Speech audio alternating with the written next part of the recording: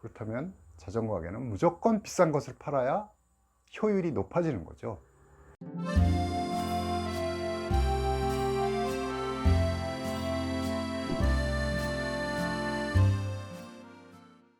자전거 여행 TV 시청자 여러분, 안녕하셨습니까? 바이클에서 일하고 있는 트랄라 이덕영입니다.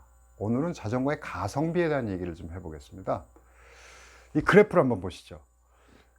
가성비 시작점이 50만 원입니다. 50만 원의 의미는 뭐냐면, 우리가 자전거는 사이즈가 있습니다. 사이즈가 갖춰진 자전거의 시작점이 대략 50만 원에서 시작하기 때문에 우리가 논하는 자전거의 시작점은 50만 원이라고 생각을 하고 있는 거고요. 그 다음에 가성비 곡선이 50만 원 시작해서 가파르게 상승하는 지점이 350만 원. 요즘은 이제 인플레이션 때문에 가격이 올라서 400만 원, 450만 원이 될지 모르겠지만, 이 영역이 가성비 곡선에서 제일 좋은 영역입니다. 그 이상으로 올라가면 단위를 더 투하를 하더라도 성능은 그렇게 일반 유저들은 느끼기 어렵습니다. 그렇다면 내 예산을 얼마를 투여할 것이냐라는 예산을 정하고 나면 이 영역에서의 자전거를 구매하는 것이 가성비 측면에서는 가장 합리적인 의사결정이라 하겠습니다. 여기서 한 가지 더 고려해야 될 사항은, 자전거는 상당히 심리적 요인이 있는 겁니다. 제가 상담을 해보면 여성들은 가성비보다는 결국은 내 마음에 드는 컬러, 내 마음에 드는 브랜드를 택하는 경향들이 더 큽니다. 그래서 그 부분은 가심비라고 얘기해야 될까요? 마치 좋아하는 브랜드, 좋아하는 컬러, 좋아하는 형태의 자전거에 쏠리는 경향이 있습니다. 자, 어떤 것이 합리적이냐 또는 심리적 요인도 중요하겠죠. 그러나 1차적으로 생각할 거는 가성비에 더해서 가심비를 생각하면서 자전거를 고르면 좋겠습니다. 저는 상담을 하면서 이런 얘기를 많이 듣습니다. 비싼 자전거, 고급 자전거 하나로 모든 거를 해결하면 안 될까요? 예산이 얼마십니까? 물어보면 제가 1,000만 원까지는 쓸 수 있습니다. 이렇게 대답을 받습니다. 답변을 받습니다. 지금 가지고 계신 자전거는 뭐죠? 물어보면 생활용 자전거입니다. 라고 대답을 하죠. 자, 그러면은 그동안은 생활용 자전거, 즉 아마도 우유 먹으면 주는 자전거 가지고 계신 것 같아요. 그리고 돈은 많으신 것 같고, 본격적으로 입문하시는데 1,000만 원짜리 자전거를 타면 뭐가 좋으나요? 이렇게 대답을 물어봅니다. 상당히 어려운 질문이죠. 대답하기도 쉽지 않습니다.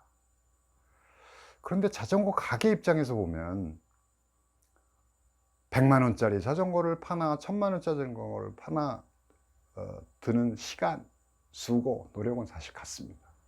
그렇다면 자전거 가게는 무조건 비싼 것을 팔아야 효율이 높아지는 거죠. 전체적으로는 비싼 자전거를 권하는 경향이 있습니다. 그것은 고객들이 예산이 충분하다면 비싼 자전거를 권하게 되는 것은 당연한 이치가 되겠죠.